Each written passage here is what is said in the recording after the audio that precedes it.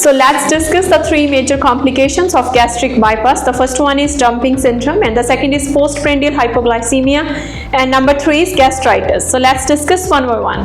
So the first one is dumping syndrome. Dumping syndrome, where the food moves too quickly from stomach to small intestine.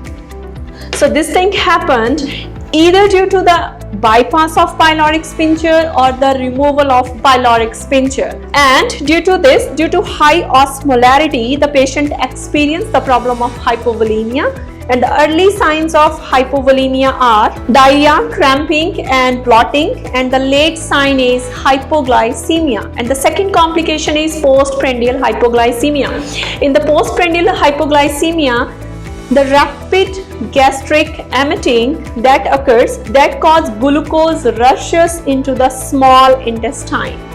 When the level of glucose uplift in the blood, the body starts compensatory mechanism. The body produces excess amount of insulin just to maintain the normal level of glucose in the blood, and in this condition the patient experiences hypoglycemia just because of excessive production of insulin. So either it's dumping syndrome or the postprandial hypoglycemia, we do prescribe same kind of medication to the patient, that is Acarbose and Octreotide. So Acarbose is the medication that is used to decrease the gastric absorption. On the other hand, if you talk about Octreotide, that is used to slow down the gastric emptying.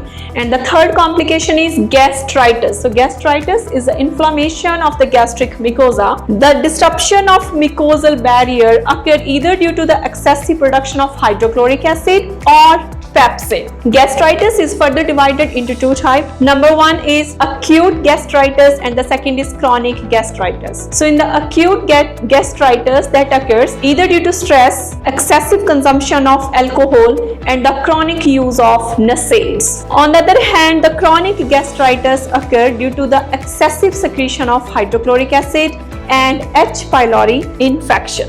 So for the treatment of gastritis, we do prescribe certain kind of medication to the patient that includes PPI, proton pump inhibitors, for example, esomeprazole, ramiprazole, omeprazole. And the number 2 is H2 receptor blockers. Example is ranitidine, amantadine and cimetidine.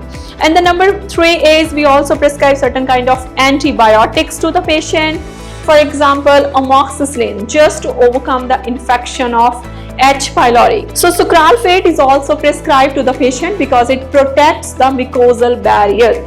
So when the patient is having chronic gastritis, that affects the intrinsic factor. So when the intrinsic factor damages, the patient also experiences the problem vitamin B12 deficiency. So this is the reason we do prescribe vitamin B12 supplements to the patient. So that's all about the complications of gastric bypass. I hope you all understand, and if you're experiencing any difficulty in the GI topic, DM us on the number given below, or you can also contact us for NCLEX preparatory course, NCLEX exam eligibility process, license transfer services. Thank you so much.